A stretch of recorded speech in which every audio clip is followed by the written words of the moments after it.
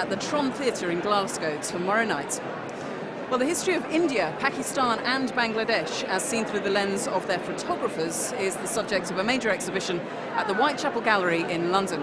It features the work of over 70 artists, and Sarfraz Manzoor went to see what these pictures tell us about political, social and cultural life in the subcontinent for the last 150 years.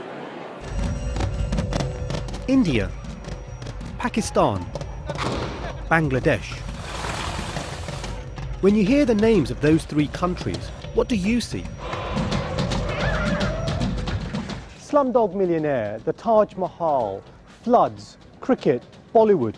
Our idea about the Indian subcontinent is often reduced to a few very narrow stereotypes. And whether it's E.M. Forster's A Passage to India or Danny Boyle's Slumdog Millionaire, the author of those stereotypes is very often an outsider. Which is what makes a new photography exhibition here at the Whitechapel Gallery so unique. For the first time, photographers from these three nations have been brought together in one landmark show. It's called Where Three Dreams Cross, referring to the three rivers that flow through India, Pakistan and Bangladesh, and documents three distinct nations that were once one.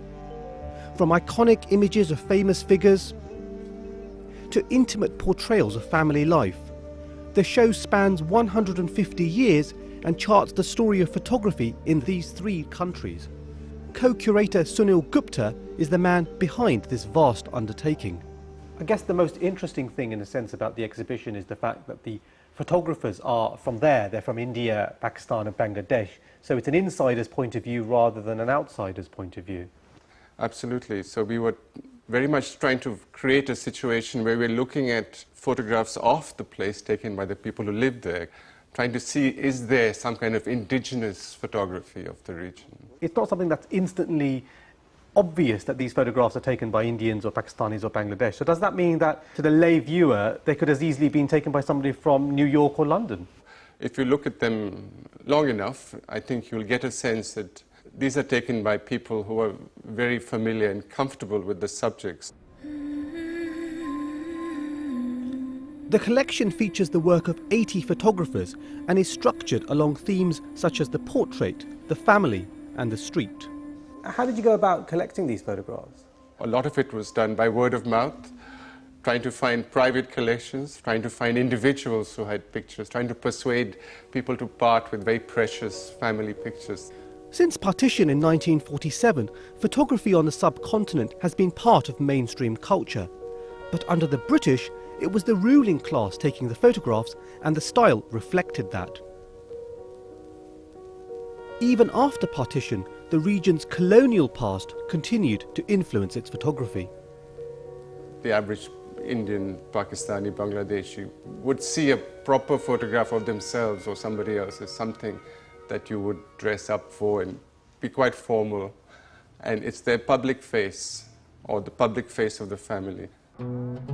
That barrier between public and private has been challenged in recent years. These days, cameras are smaller, cheaper, and increasingly they're peering into previously hidden worlds.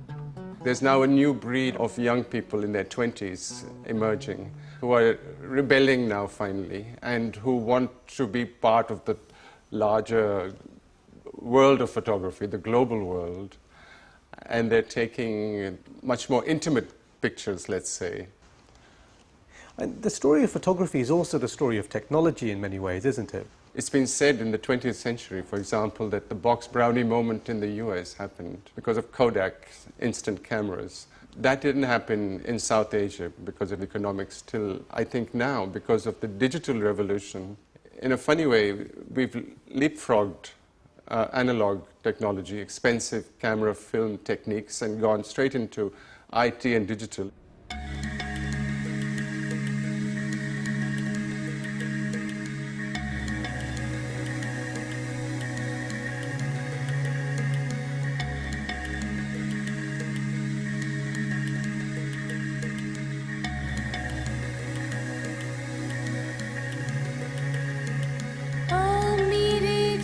The Whitechapel Gallery is located in an area of East London with a large Asian population.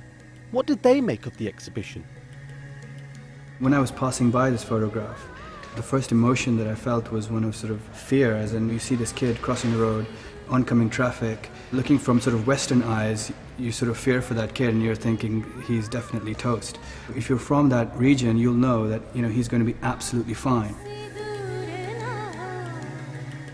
The way he uses colour, just his eye for composition, also because it's printed quite large as well, but you can just see this is what you get when you go to India. It kind of reminds us sometimes of our country, Bangladesh. My parents lived in a background like that, but it was more congested and with more violence and more actions going on, whereas this picture looks really lonely and very empty. You've got an old woman in her house, she's probably from a poor background, yet she's got a picture of Shah Rukh Khan, who's a big Bollywood star. Traditionally you'd have pictures of gods, but instead now we've got a big Bollywood actor, so it just shows what the influence is. It's artistically beautiful, and the more and more I look at it, it's philosophically and spiritually really profound as well. This Muslim man has come for help and advice from this Hindu sadhu. If we're going to exhibit things like this, then it should be, you know, as a collective. I think that's important, and not put the boundaries there. My dream for this exhibition is to open up channels of communication around the medium in these three countries, so that we don't have to come to the Whitechapel to meet. We should be meeting in Lahore, in Delhi and Dhaka. This is a really rich and varied exhibition.